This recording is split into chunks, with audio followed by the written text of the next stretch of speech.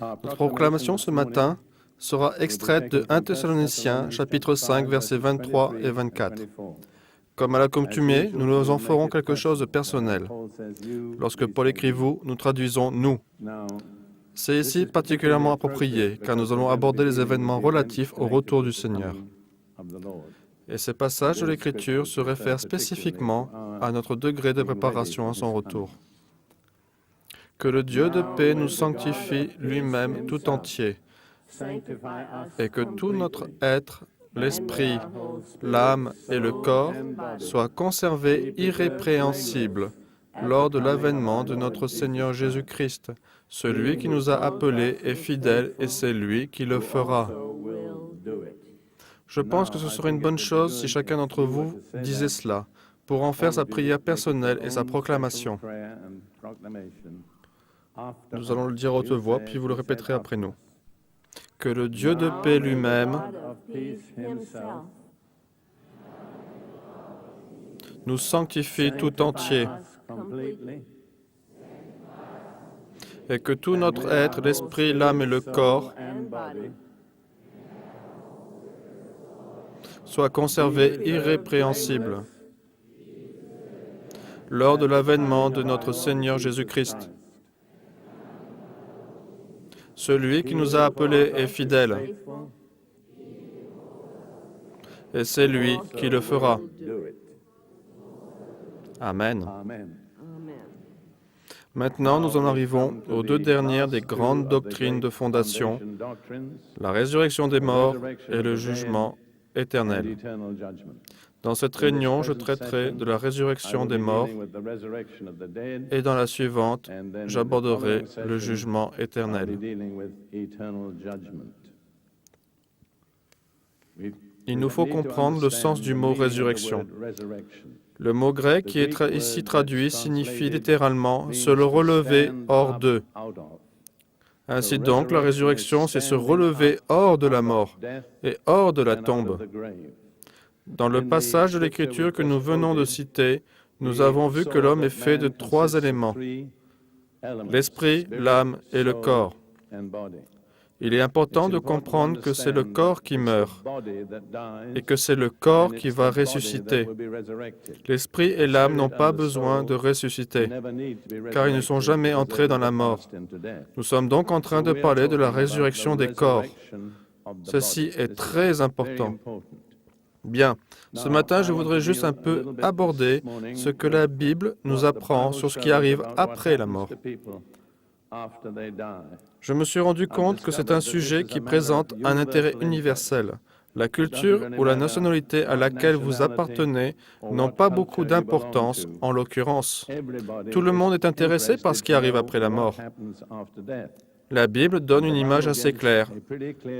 Je vais essayer d'en souligner les traits, puis je montrerai de quelle manière cela affecte la résurrection des morts.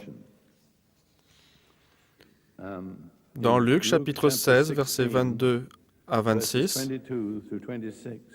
Jésus nous livre sa vision de ce qui arrive ensuite.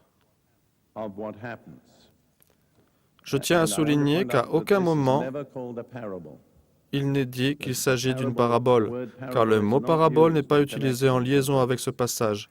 Nous commencerons avec Luc 16, verset 19. Il y avait un homme riche qui était vêtu de pourpre et de fin lin, et qui chaque jour menait joyeuse et brillante vie.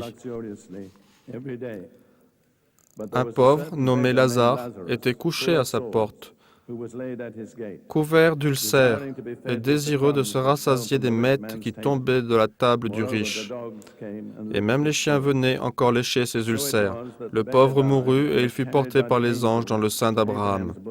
Le riche mourut aussi et il fut enseveli. Dans le séjour des morts, il leva les yeux, et tandis qu'il était en proie au tourment, il vit de loin Abraham et Lazare dans son sein.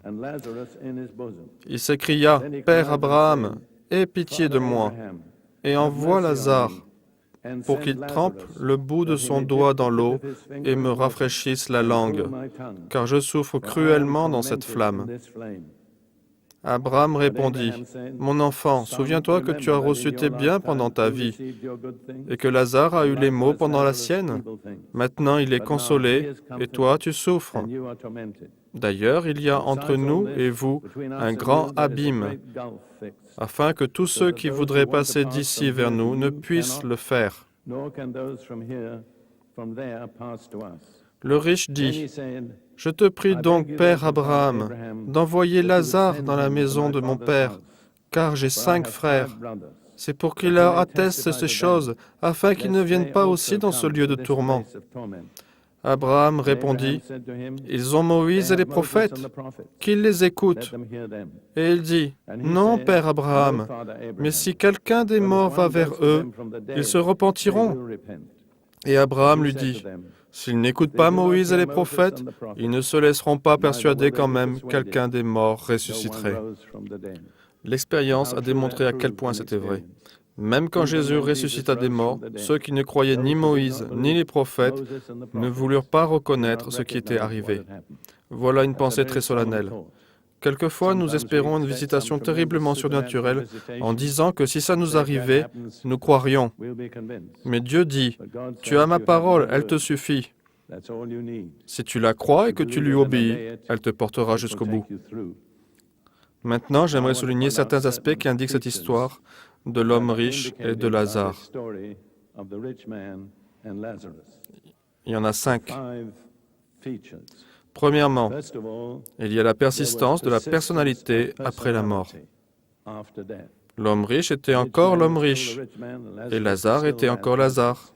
Aucun d'entre eux n'a perdu son identité. Certains enseignent qu'après la mort, tout s'évanouit et qu'il ne reste plus rien. Ce n'est pas dans l'Écriture. Nous continuons dans la mort avec la même personnalité que nous avions dans cette vie. Deuxièmement, les gens se reconnaissent. L'homme riche reconnut Lazare et reconnut Abraham, et Lazare reconnut l'homme riche. Troisièmement, il y a le souvenir de la vie sur terre. Autant l'homme riche que Lazare pouvaient se rappeler les circonstances de leur vie avant qu'ils meurent.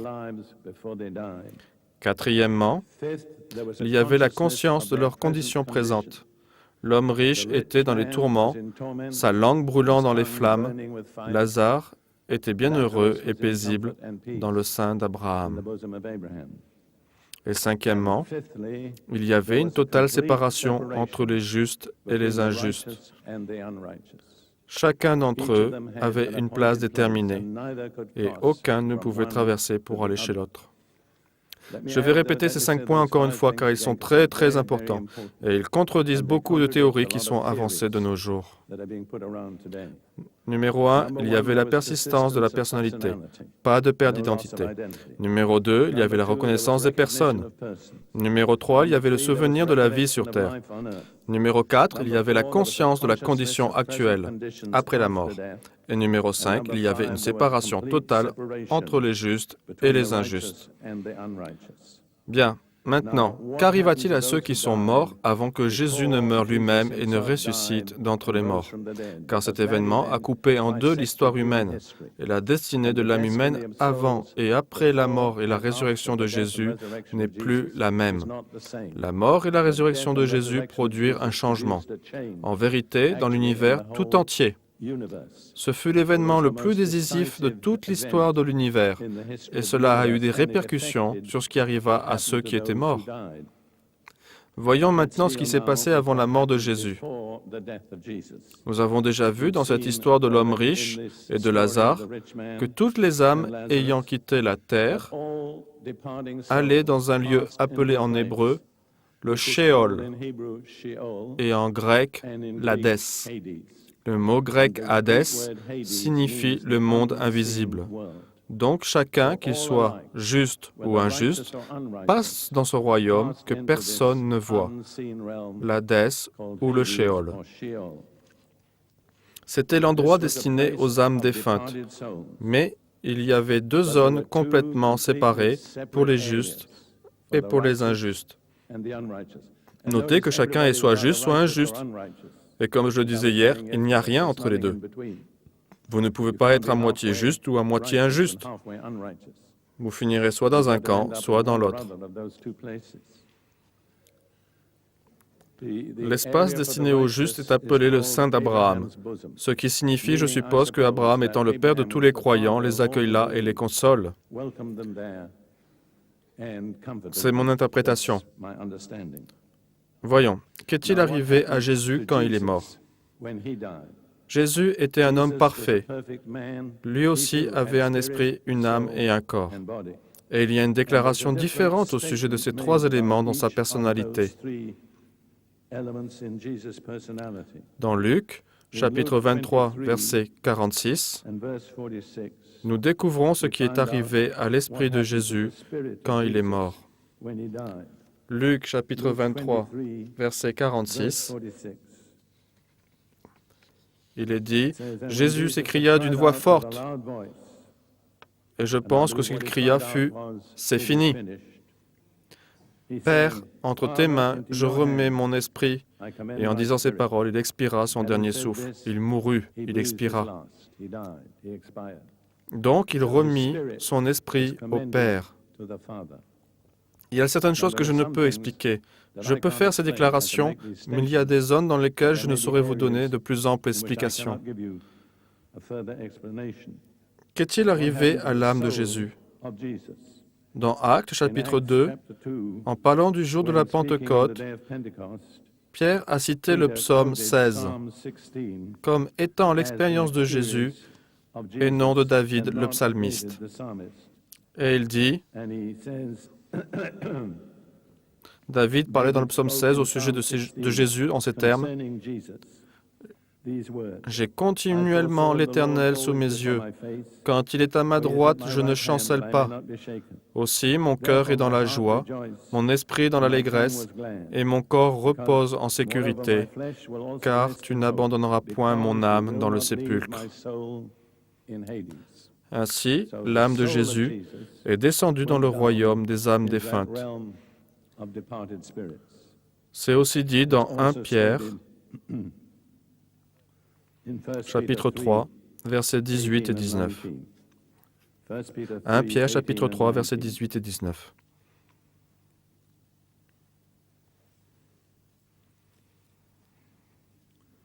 Christ aussi a souffert une fois pour les péchés, lui, juste pour les injustes, afin de nous amener à Dieu, ayant été mis à mort quant à la chair, mais ayant été rendu vivant quant à l'esprit, dans lequel aussi il est allé prêcher aux esprits en prison, qui autrefois avaient été incrédules, lorsque la patience de Dieu se prolongeait au jour de Noé.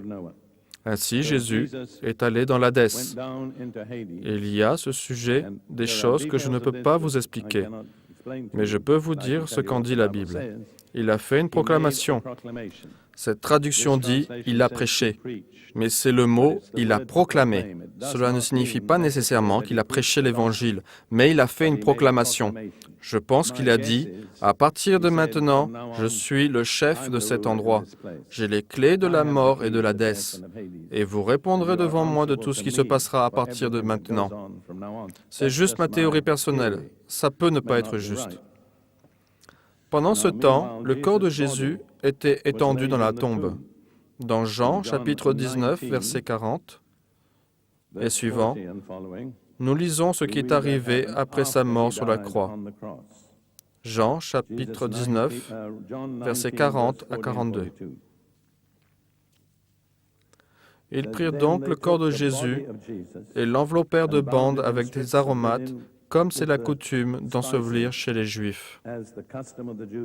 Ils avaient coutume d'envelopper le corps dans des bandes de lin, mais avec une grande quantité d'aromates, car le corps était appelé à se décomposer et à sentir terriblement.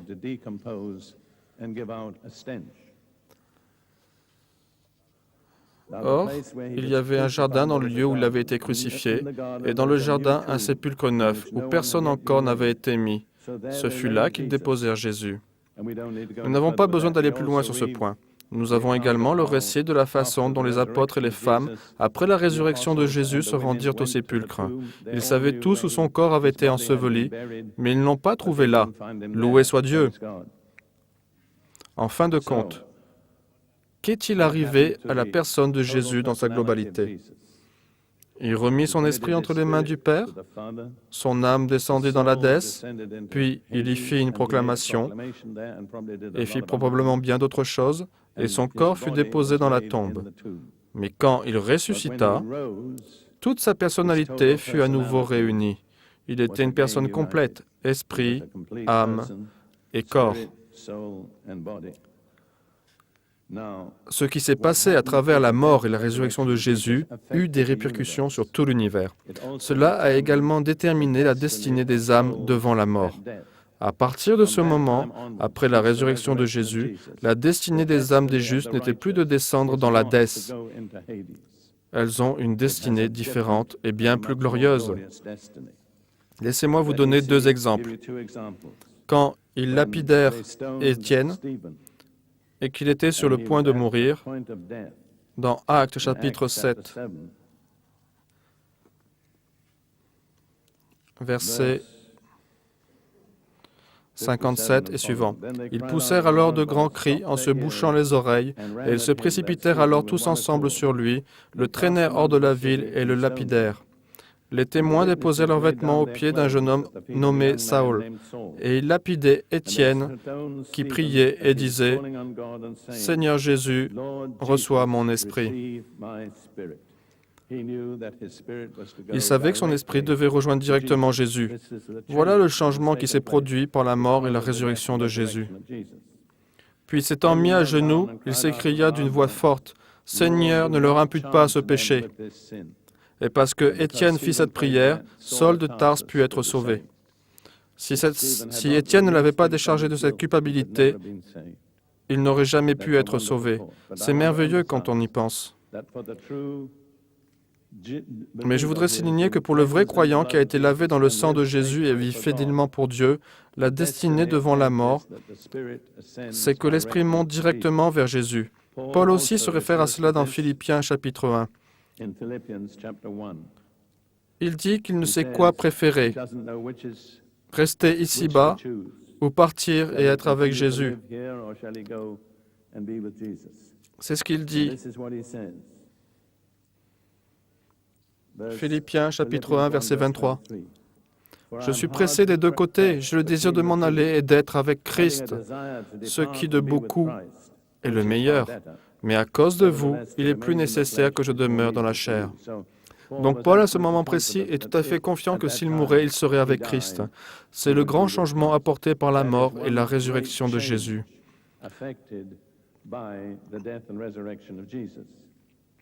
Une autre chose qui s'est passée, il y a certaines choses que je suis en mesure de vous dire, sans pour autant entrer dans les détails, car je ne les connais pas, c'est que les âmes des justes qui étaient dans le sein d'Abraham furent libérées.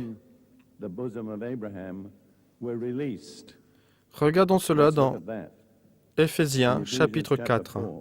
C'est un passage qui cite le psaume 68, évoquant la résurrection de Jésus. Étant monté en haut, il a emmené des captifs et il a fait des dons aux hommes.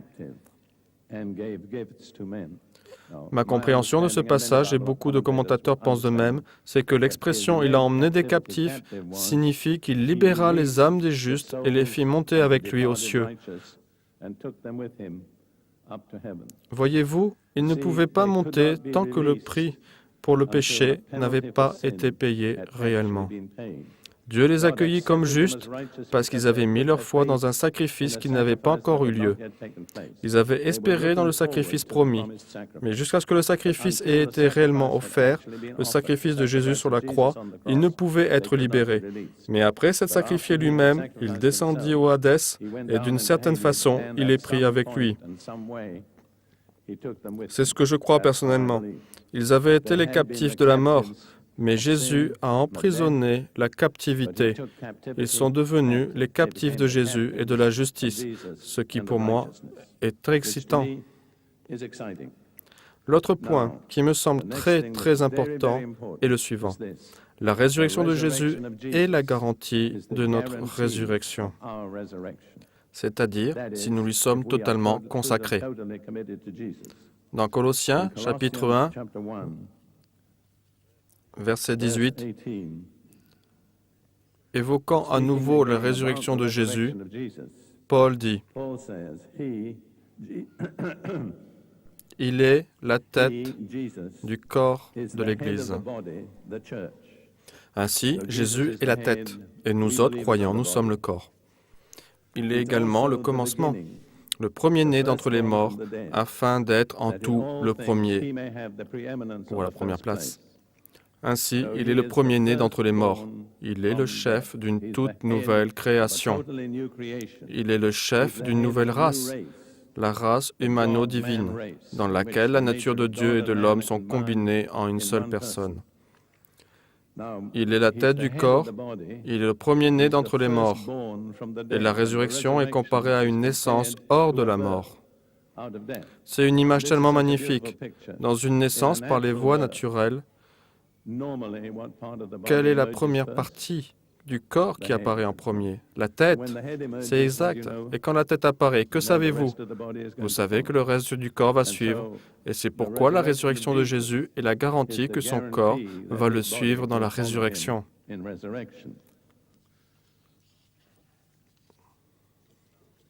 La résurrection de Jésus dans son corps est aussi un modèle concernant notre résurrection. J'espère que cette perspective vous excite vous aussi. Si vous ne l'êtes pas, alors je ne suis pas un bon communicant. Vous voyez, Paul dit dans Philippiens, chapitre 3, versets 20 et 21, « Mais notre cité à nous est dans les cieux. » Cela veut dire que ceux qui sont nés de nouveau, qui sont consacrés à Jésus, nous vivons sur cette terre, nous sommes citoyens d'un pays ici sur terre, mais notre véritable cité est dans les lieux célestes. Si vous êtes citoyen d'un pays, vous devez avoir un passeport. Vous saviez cela? Eh bien, nous avons un passeport. C'est le sang de Jésus. Mais notre cité à nous est dans les cieux, d'où nous attendons aussi comme Sauveur le Seigneur Jésus-Christ. Notez que la marque du vrai chrétien, c'est une attente ardente du Seigneur. Et il est dit alors qu'il transformera le corps de notre humiliation en le rendant semblable au corps de sa gloire par le pouvoir qu'il a de s'assujettir toutes choses. C'est la traduction, mais elle n'est pas littérale. Si je traduis littéralement, cela rend quelque chose de très réaliste. Il transformera le corps de notre humiliation pour être conformé au corps de sa gloire. Vous savez, vous ne vous en rendrez peut-être pas tout à fait compte, mais nous vivons dans un corps d'humiliation. Nous avons été humiliés à cause du péché. Et je tiens à souligner que peu importe que vous soyez riche ou en bonne santé, il y a certaines choses dans le corps dans lequel vous vivez qui vous rappellent constamment que vous êtes un pécheur. Vous pouvez manger le plat le plus somptueux et boire tout le vin que vous voulez, mais tôt ou tard, et généralement tôt, vous devez aller aux toilettes et vider votre vessie et vos intestins. Peu importe que vous soyez riche, digne, avec une situation sociale élevée, c'est un corps d'humiliation. Vous pouvez également porter de beaux vêtements, mais quand vous commencez à vous activer et à faire quelque chose avec énergie, savez-vous ce qui se passe? Vous transpirez, ou dans un langage moins raffiné, vous suez. Voilà un corps d'humiliation. Voyez-vous, Dieu a fait en sorte qu'il soit toujours rappelé à chacun d'entre nous par son corps que nous sommes dans un état d'humiliation à cause de nos péchés. Mais Jésus va changer ce corps d'humiliation pour ressembler au corps de sa gloire. N'est-ce pas exaltant? Ce corps va changer. Nous étudierons plus tard quelques détails de ce changement. Mais laissez-moi juste souligner quelques points très intéressants. Dans 1 Jean, chapitre 3, Jean dit ceci, versets 2 et 3. « Bien-aimés, nous sommes maintenant enfants de Dieu, et ce que nous serons n'a pas encore été manifesté. En d'autres termes, nous n'avons pas encore vu quel type de corps nous aurons. Mais nous savons que lorsque cela sera manifesté, nous serons semblables à lui, parce que nous le verrons tel qu'il est. Quand il sera manifesté et que nous le verrons, nos corps seront changés à la ressemblance de son corps. Mais j'aimerais que vous notiez bien le verset suivant, car il est très important. Quiconque a cette espérance Quiconque a cette espérance en lui se purifie comme lui-même est pur. Maintenant, vous pourriez me dire que vous attendez impatiemment la résurrection, et ce n'est pas à moi de vous contredire ou pas. Mais si vous êtes vraiment dans cette attente, il y a quelque chose que vous devez être en train de faire. Vous devez être en train de vous purifier. Quel est le modèle de référence de la pureté? Jésus, comme lui-même est pur. Et si vous me dites que vous attendez avec impatience la résurrection, mais que je ne vois pas la preuve que vous vous purifiez, que vous cherchez à vous rendre de plus en plus pur et saint, je dirais que vous êtes probablement en train de vous tromper vous-même. Vous ne l'attendez pas vraiment. Vous ne faites qu'utiliser un langage religieux, car c'est la marque de quelqu'un qui n'attend qu'une chose, cette transformation qui échange le corps d'humiliation en corps de gloire. Je vais lire ces mots une nouvelle fois. Quiconque a cette espérance en lui se purifie comme lui-même est pur. Portez-vous cette marque distinctive? Est-ce qu'il semble évident dans votre vie que vous attendez vraiment le retour du Seigneur? Notre corps sera comme le sien, et nous avons observé dans les récits des évangiles qu'il n'était limité ni par le temps, ni par l'espace. Il pouvait monter aux cieux et en descendre. Il pouvait entrer dans une pièce alors que les portes étaient fermées.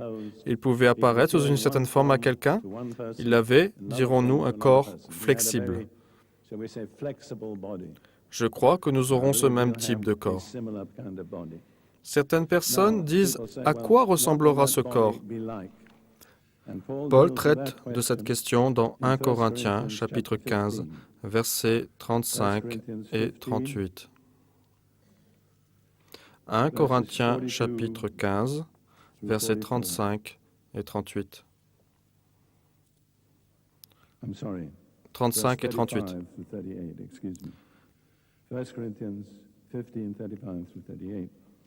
Mais quelqu'un dira, « Comment les morts ressuscitent-ils et avec quel corps viennent-ils » Je suis sûr que beaucoup d'entre vous ont eu envie de poser cette question. Insensé, c'est ce que dit Paul. Ce n'est pas moi qui le dis, mais Paul. Et il poursuit alors avec l'exemple de la graine.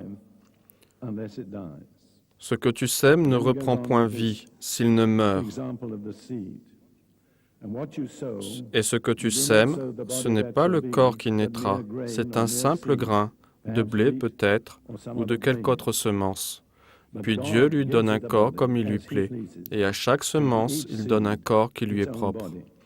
On retrouve deux choses combinées ici. Il y a la continuité et le changement. Si vous semez un pépin de pomme, vous ne récoltez pas une orange. La nature de la graine va déterminer la nature de ce qui sortira de la graine. Il y a donc une continuité, mais il y a un changement. Le pommier qui va sortir du pépin de pomme n'a pas grand-chose à voir avec le pépin. Il y aura donc une continuité. Vous serez le même, mais il y aura un immense changement surnaturel. Ce que vous semez détermine ce qui en sortira. Et pourtant, ce qui en sortira sera complètement différent de ce que vous aurez semé. Ainsi, notre corps est semé dans la tombe, dans le sol, comme une graine. Le même corps sortira de la tombe, mais un corps d'une nature totalement différente. Je trouve cela tellement frappant. Quand je pense à une graine, je suis toujours émerveillé. Je pense à cette petite chose, quelle que soit sa couleur. Je pense toujours à une pastèque, cette graine noire. Vous la mettez en terre, et qui pourrait deviner que ce melon énorme, tout rond, en sortirait? C'est un miracle incessant. Chaque fois que nous semons des graines, nous plantons un miracle. Et le miracle est là pour nous faire penser à notre résurrection. Jésus prit bien soin de souligner que quand il fut ressuscité, ce fut avec le même corps que celui qui avait été crucifié. Regardons dans Luc chapitre 24. Quand il apparut la première fois, les disciples étaient tous vraiment très effrayés. Ils n'arrivaient pas à croire ce qui était arrivé. Mais Jésus leur dit, dans Luc chapitre 24, versets 38 et 39,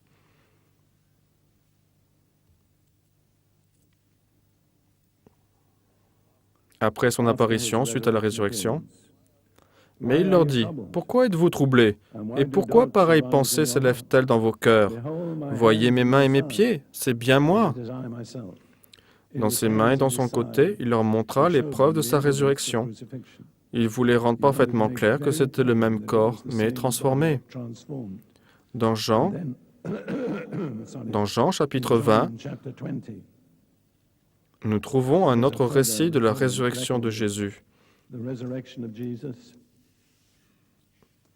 Il est dit, « Jésus vint, se présenta au milieu d'eux et leur dit, « La paix soit avec vous. » C'est ainsi que l'on se salue au Moyen-Orient. Et quand il eut dit cela, il leur montra ses mains et son côté. Pourquoi a-t-il fait cela? Pour leur montrer que c'était le même que celui qu'ils avaient vu crucifié. Vous vous rappelez que Thomas n'était pas avec eux. Et Thomas dit, « Eh bien, je ne croirai pas tant que je n'aurai pas vu ses mains et son côté, et que je n'aurai pas mis la main dans son côté. » Et une semaine plus tard, Jésus apparut encore, et au verset 27, il dit à Thomas, « Avance ici ton doigt, et regarde mes mains. Avance aussi ta main ici, et mets-la dans mon côté. » En d'autres termes, la blessure était telle que Thomas aurait pu encore y mettre la main. C'est donc très important. Quand vous serez ressuscité, vous n'aurez pas un autre corps. Vous aurez un corps différent, mais ce sera le même corps transformé. Paul nous parle de 5 changements particuliers qui auront lieu dans notre corps de résurrection. Et il parle de cela dans 1 Corinthiens, chapitre 15, versets 42 à 44, et versets 52, 53. Nous lirons ces deux versets, 42, 44 et 52.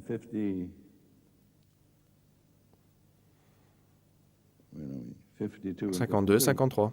Paul dit, « Ainsi en est-il de la résurrection des morts. Le corps est semé corruptible, il est ressuscité incorruptible. » Vous savez ce que c'est que la corruption? C'est le pourrissement. Tout ce qui vient à pourrir est corrompu. Il est semé méprisable, il ressuscite glorieux. Il est semé infirme, il ressuscite plein de force. Il est semé corps animal, il ressuscite corps spirituel.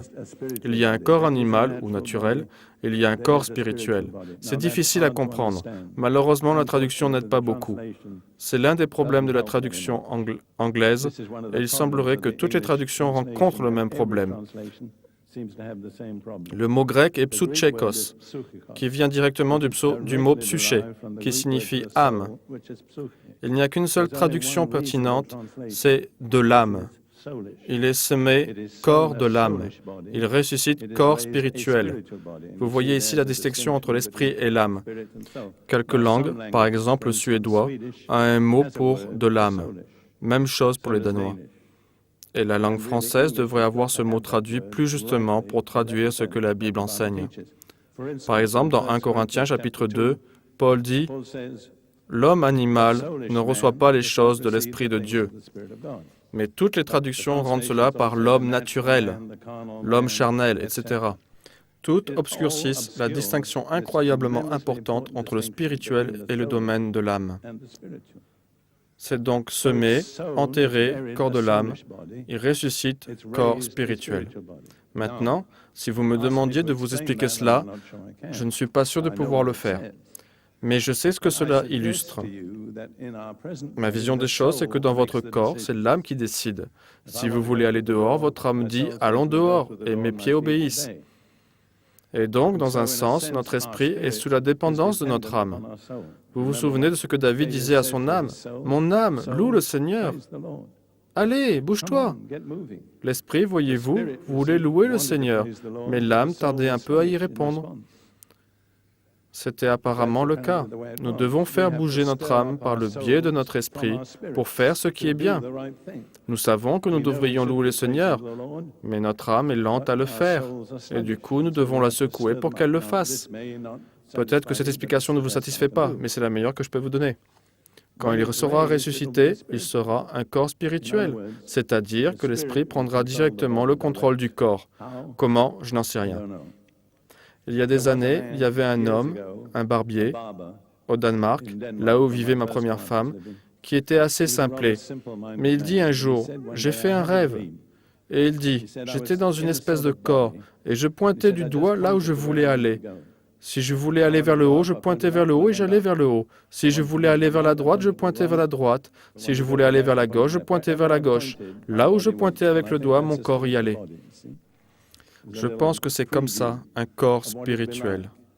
C'est un petit aperçu de ce que ce sera. Vous n'aurez pas à passer par l'âme pour amener le corps à faire ce que vous voulez qu'il fasse. C'est votre esprit qui décidera. Vous pouvez accepter cette explication ou pas, mais c'est tout ce que je peux vous offrir. Maintenant, regardons également dans 1 Corinthiens, chapitre 15, versets 52 et 53.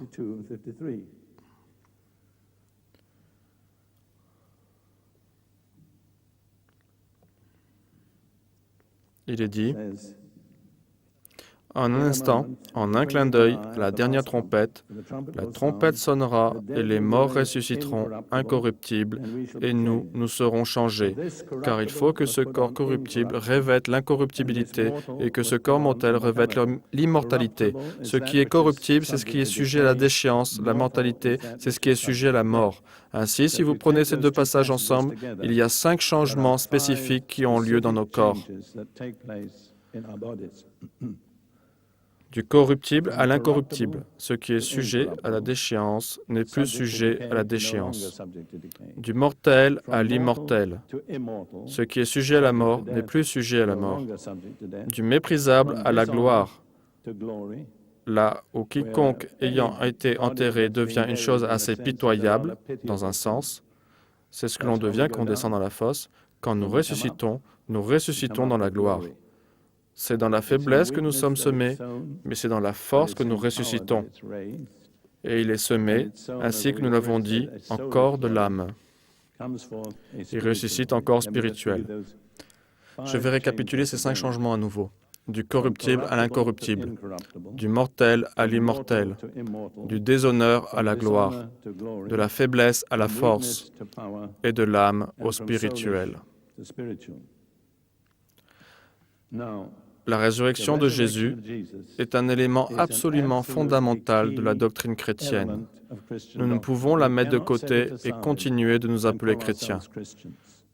Dans 1 Corinthiens, chapitre 15, verset 14, Paul dit, « Si Christ n'est pas ressuscité, notre prédication est donc vaine, et votre foi aussi est vaine. » Et au verset 17, « Et si Christ n'est pas ressuscité, votre foi est vaine, et vous êtes encore dans vos péchés. » En d'autres termes, le pardon des péchés est indissolublement lié à la résurrection de Jésus. Si Jésus n'est pas ressuscité, l'Évangile est faux. Notre foi est vaine, et nous sommes encore dans nos péchés. Voyez-vous, il y a d'éminents théologiens et d'autres personnes de ce type qui ont nié la résurrection du corps de Jésus. Ils sont encore dans leurs péchés. Ils ne sont pas sauvés. Vous ne pouvez pas être sauvé à moins de croire dans la résurrection physique de Jésus.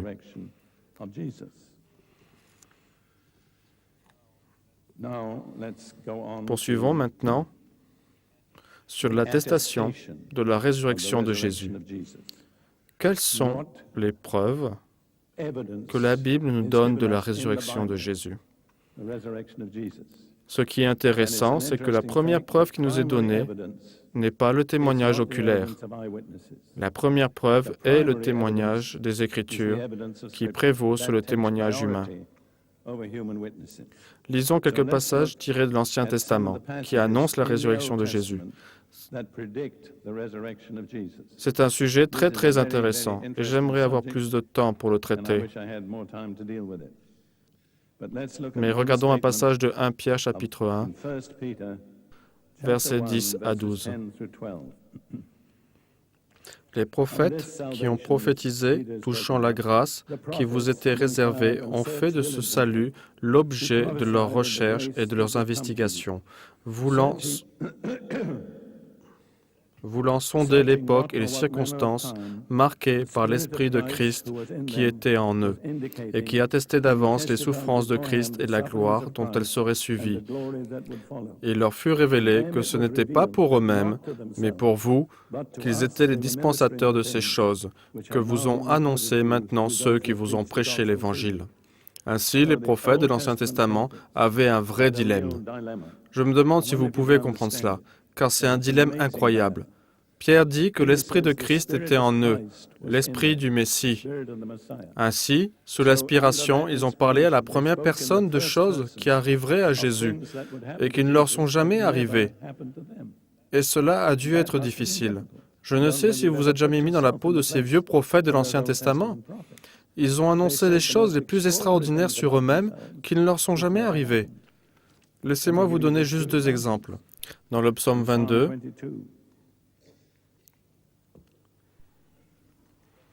verset 16, c'est ce qu'on appelle un psaume messianique.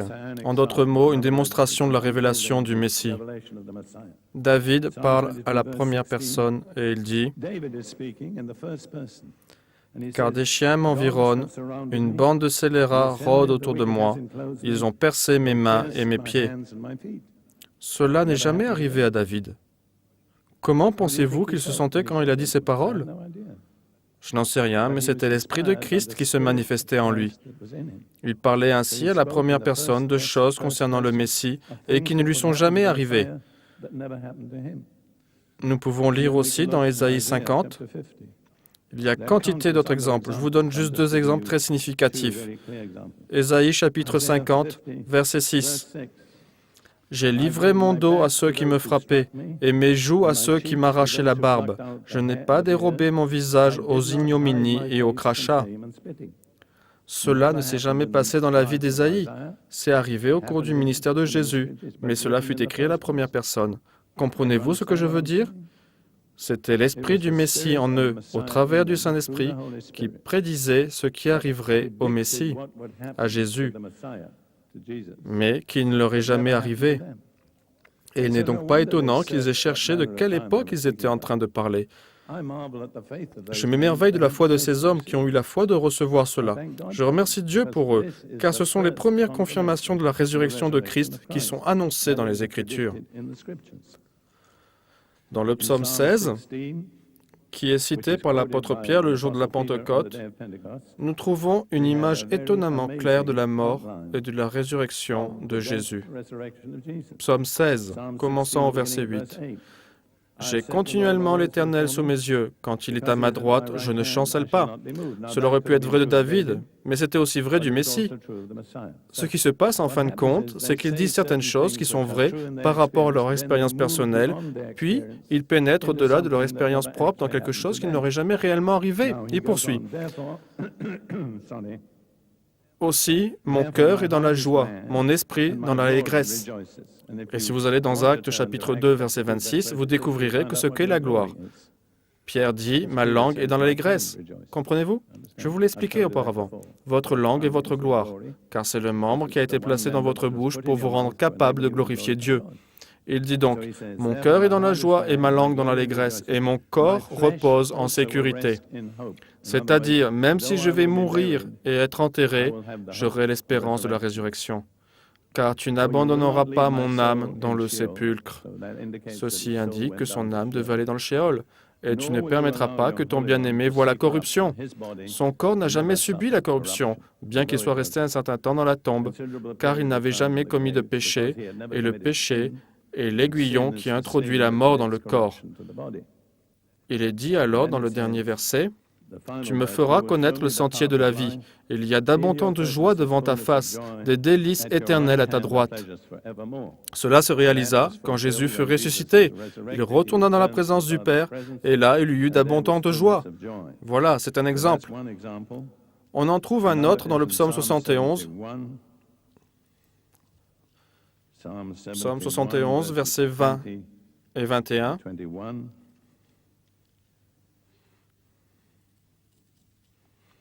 C'est un psaume stupéfiant. Il ne nous est pas dit qui était l'auteur du psaume.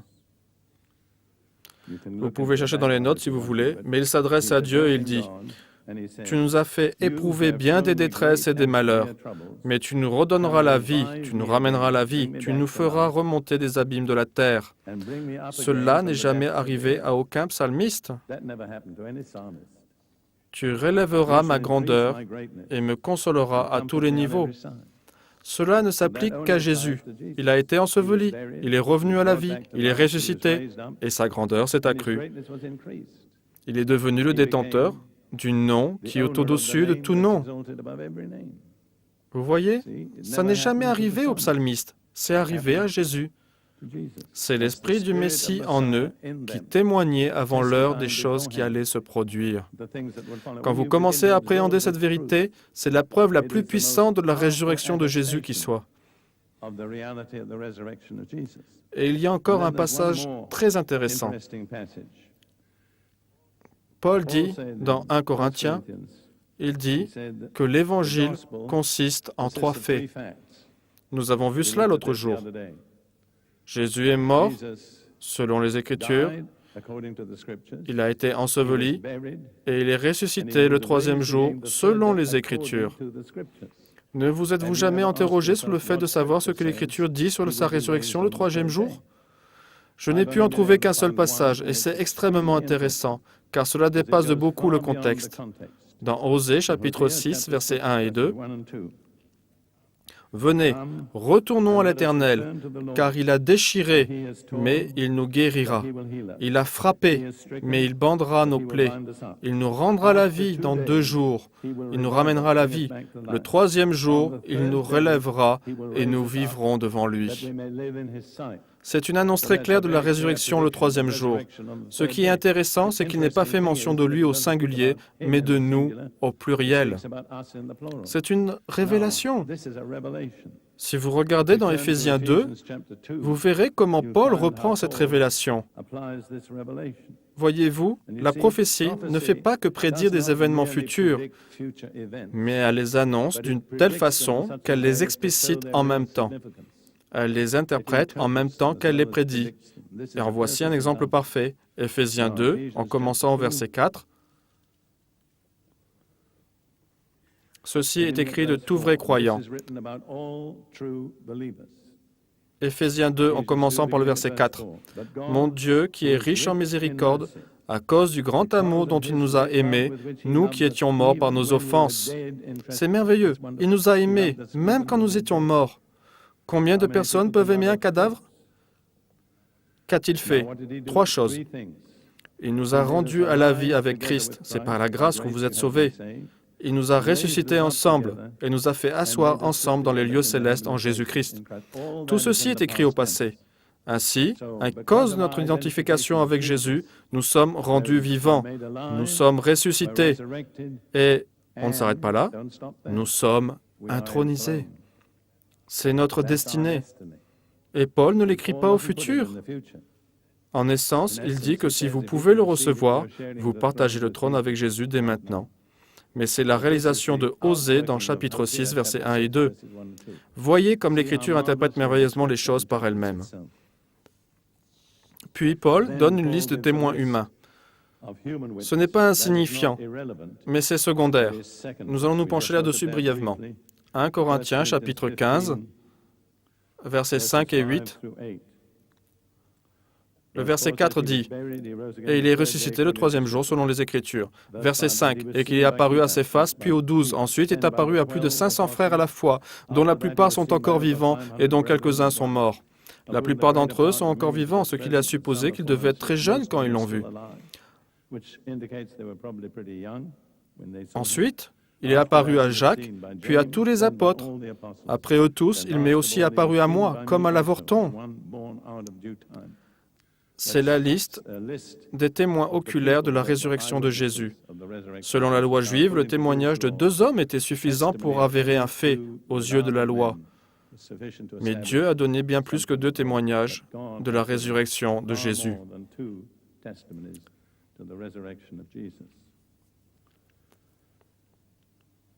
En passant, et je signale cela parce que ça m'intéresse, Paul dit qu'il a vu Jésus comme un avorton, comme une naissance prématurée.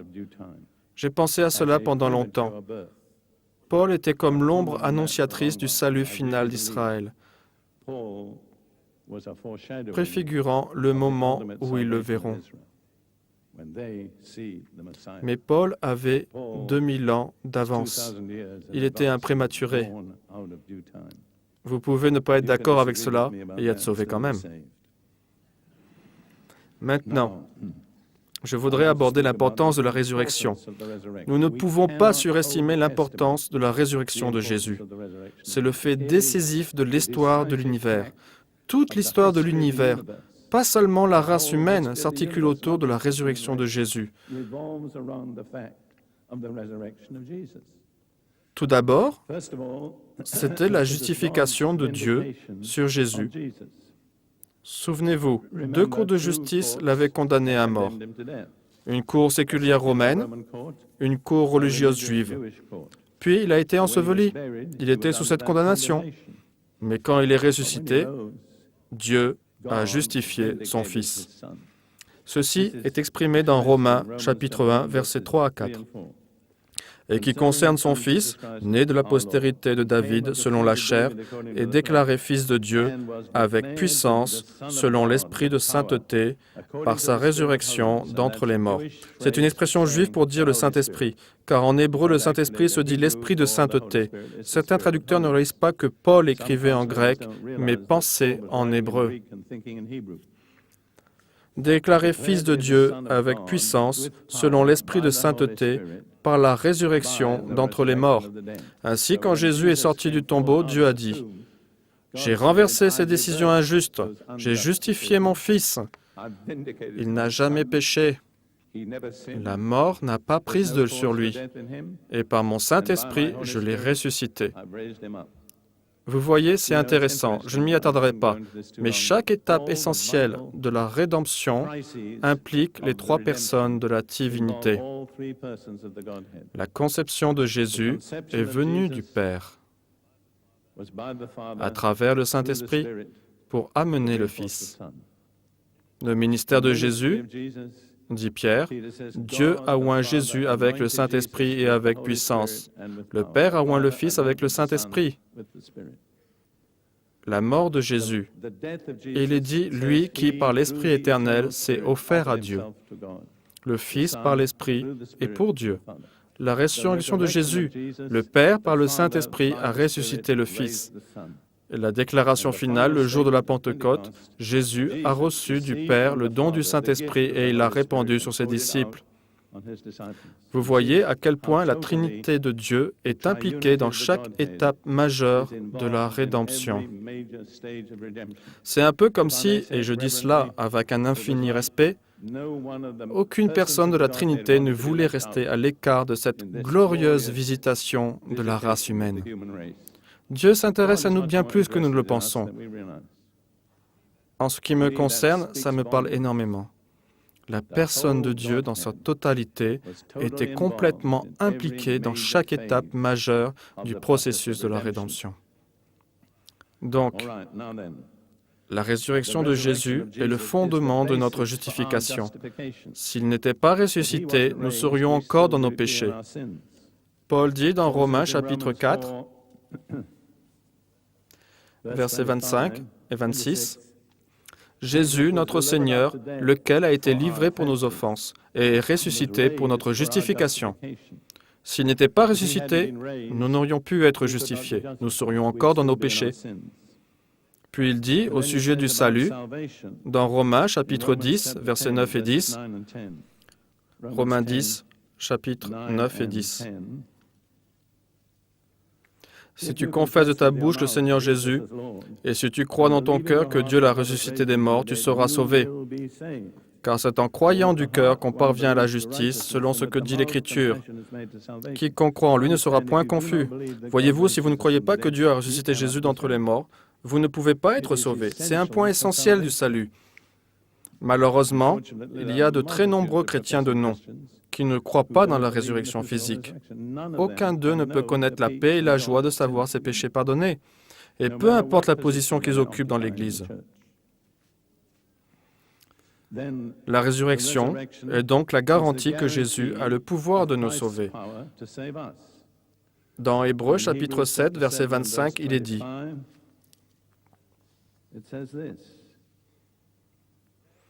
C'est aussi pour cela qu'il peut sauver parfaitement ceux qui s'approchent de Dieu par lui, étant toujours vivant pour intercéder en leur faveur. » Si Jésus était toujours dans la tombe, comment pourrait-il nous sauver?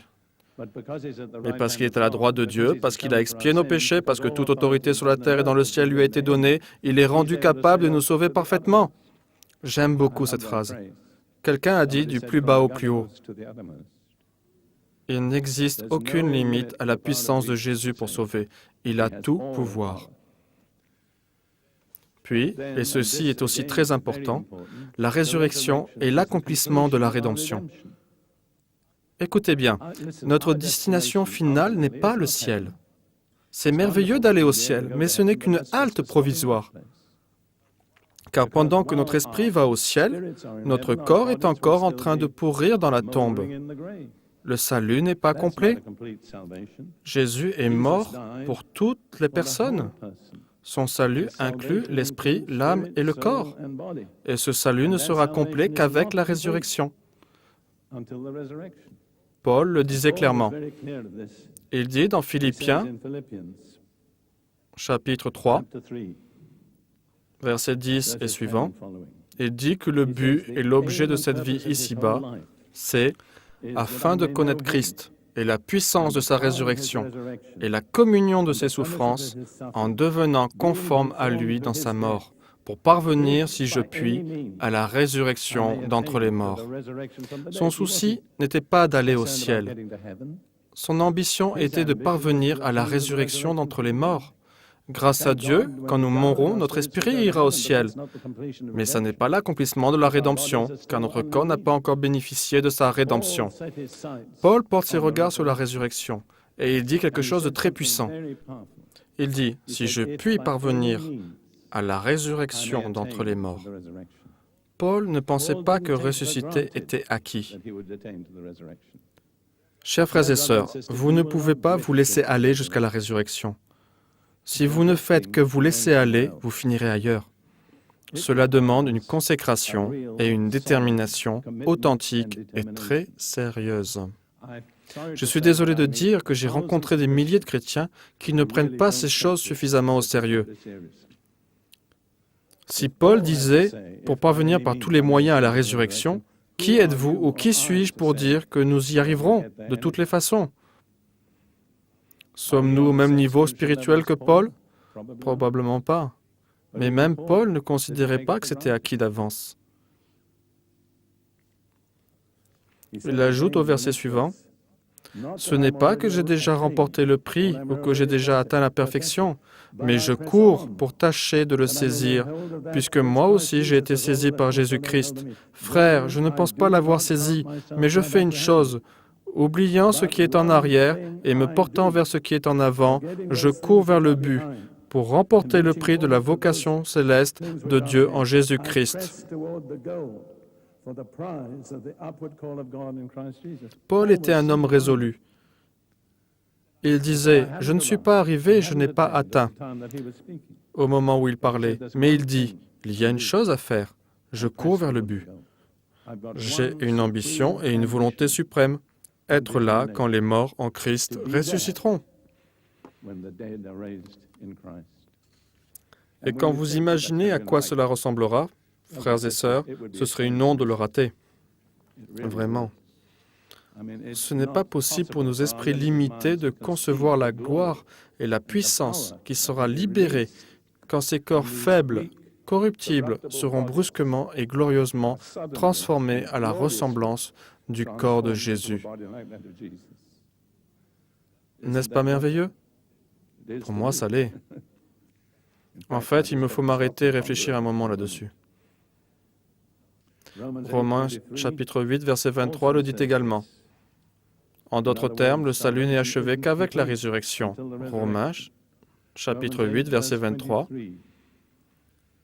Il est dit, au verset 22, « La création tout entière soupire et souffre les douleurs de l'enfantement. Puis il est dit, et ce n'est pas elle seulement, mais nous aussi, qui avons les prémices de l'Esprit, nous aussi, nous soupirons en nous-mêmes en attendant l'adoption, la rédemption de notre corps. Maintenant, j'aimerais vous poser une question. Est-ce vrai pour vous? Vous avez les prémices des fruits de l'Esprit. Êtes-vous en train de gémir en vous-même? Êtes-vous dans une attente dévorante? De quel droit pensez-vous, ou même moi, que Dieu s'occupe de nous moins bien? Le baptême dans le Saint-Esprit ne nous est pas donné juste pour avoir du bon temps. Il nous est donné pour nous préparer à ce qui nous attend.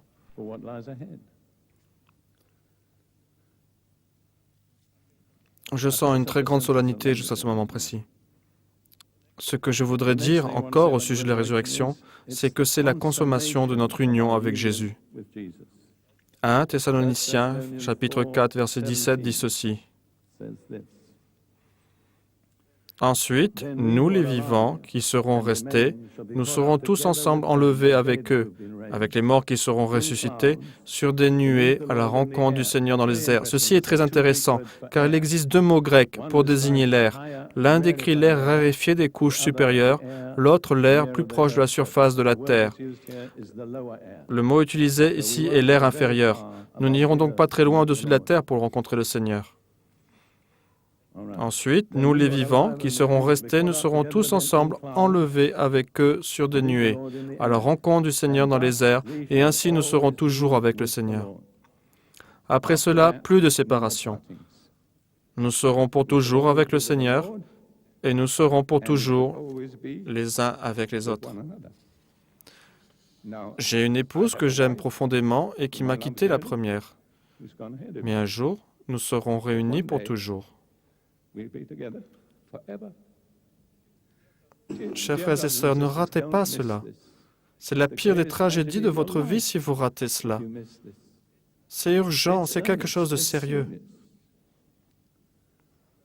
Pour finir, il faut que je me dépêche, la résurrection se fera en 3 phases. 1 Corinthiens chapitre 15, verset 22.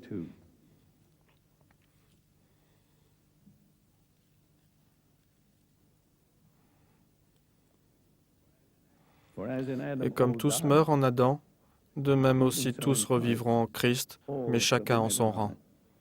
Et voici dans quel ordre, en 3 phases séparées.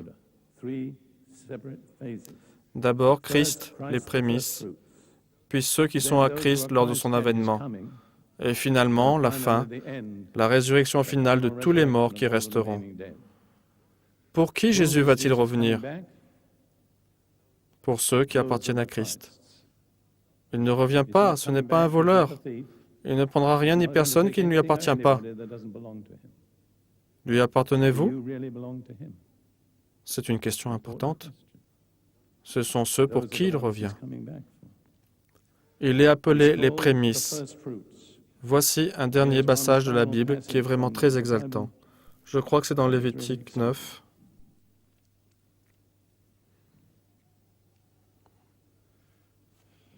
Lévitique chapitre 9, je pense que c'est ça. C'est juste une cérémonie rapide, brève. Attendez que je trouve cela dans ma marge. Lévitique 23, pardon. Je vous demande encore un peu de patience. C'est une cérémonie sous la loi de Moïse. L'Éternel parla à Moïse et dit, « Parle aux enfants d'Israël et tu leur diras, quand vous serez entrés dans le pays que je vous donne et que vous y ferez la moisson, vous apporterez au sacrificateur une gerbe, prémisse de votre moisson. Il agitera de côté et d'autre la gerbe devant l'Éternel afin qu'elle soit agréée. Le sacrificateur l'agitera de côté et d'autre le lendemain du sabbat. Le sabbat est quel jour? Quel jour de la semaine? Samedi. Quel est le jour qui suit le sabbat? Dimanche. Quel jour a eu lieu la résurrection de Jésus? Dimanche, exact. Il était la gerbe. Il a été secoué d'un côté et de l'autre en notre nom, afin de nous rendre acceptables à cause de lui. Il n'était pas juste une tige, il était une gerbe. Et si vous lisez Matthieu chapitre 27, quand Jésus mourut, il y eut un tremblement de terre. Les sépulcres s'ouvrirent et plusieurs justes ressuscitèrent et entrèrent dans la ville. Je ne crois pas qu'ils se soient retournés dans la tombe. Je crois qu'ils sont montés avec Jésus. Ils sont devenus la gerbe qui a été secouée devant le Seigneur, annonçant qu'une grande multitude suivrait. Nous voici, nous sommes la gerbe, nous sommes les prémices. Je ne peux vraiment pas aller plus loin. Je suis absolument pressé dans mon esprit pour vous lancer ce défi de savoir si vous courez vers le but, si vous avez les bonnes priorités dans votre vie. En 1977, je crois, j'assistais à un rassemblement d'intercesseurs dans l'île du Nord, quelque part ici. J'enseignais sur l'existence d'un homme fort sur chaque nation. Ils m'ont demandé, « Quel est l'homme fort sur la Nouvelle-Zélande » Je répondais que ce n'était pas à moi de répondre. Vous êtes les chrétiens néo-zélandais. C'est à vous de le trouver. Mais à cet instant, j'ai entendu le Seigneur me dire, « Je te dirai qui est l'homme fort. » Je suis donc revenu sur mes pas et je leur ai dit. Mais à ce moment-là, Bill Subritsky, un de nos amis proches, était assis loin derrière avec l'une de ses filles. Il me confia qu'au moment où je le disais, Dieu lui dit la même chose à lui. Ce que j'annonçais était la chose suivante, et cela va vous surprendre. C'est en quelque sorte une déception. L'homme fort sur la Nouvelle-Zélande, c'est l'indifférence. Je ne peux pas parler à la place d'un kiwi, mais des kiwis m'ont raconté que l'une des phrases favorites d'un Néo-Zélandais, c'était « Elle s'en tirera toute seule, Jack ». En d'autres termes, ça se passera bien tout seul. Si on n'en s'occupe pas, tout se passera bien. C'est votre problème numéro 1 en Nouvelle-Zélande. Et c'est le problème de certains d'entre vous. Et si vous ne vous attaquez pas à ce problème, vous ne serez pas prêt. Car Jésus ne vient pas pour les indifférents. Il vient pour ceux qui ont faim et soif de lui. Je vais vous donner une opportunité. Ce ne serait pas juste de ma part de ne pas vous la donner. Si vous êtes réellement conscient, à la lumière de ce que je viens de dire, que vous ne vivez pas comme vous devriez dans l'attente de Jésus, il est temps pour vous de changer. Vous vous souvenez de ce que j'ai dit de la repentance? C'est une décision suivie d'une action. Si vous avez besoin de vous repentir, et je vous parle à chacun de vous à titre individuel, je ne connais pas la plupart d'entre vous personnellement, mais si vous avez besoin de vous repentir, c'est le moment de le faire. Vous vous souvenez de ce que j'ai dit? Vous ne pouvez pas vous repentir juste parce que vous le voulez. Vous ne pouvez vous repentir que parce que le Saint-Esprit vous pousse à le faire. S'il y en a ici ce matin à qui le Saint-Esprit dit « Tu ne vis pas comme il convient », tu n'es pas dans l'attitude qu'il faut si tu attends mon retour, mais tu veux remettre les choses en ordre. Je vais vous lancer un défi. Je veux vous donner la chance de le faire. Je vous invite à vous lever de votre siège et à vous avancer ici sur le divan et à prier. Pour faire cela, vous aurez à vous humilier. Si vous ne le faites pas, ce n'est pas de ma responsabilité. Mais si vous savez que vous n'êtes pas prêt à rencontrer le Seigneur, c'est que vous ne vivez pas une vie qui démontre que vous attendez avec impatience son retour et que vous voulez remettre les choses à plat. Ici et maintenant, c'est le bon moment pour le faire. Je vais vous donner une opportunité de le faire. Je ne vais pas prolonger cet appel. Si vous voulez repartir du bon pied avec Dieu aujourd'hui, je vous demande d'avancer et de venir, de vous agenouiller.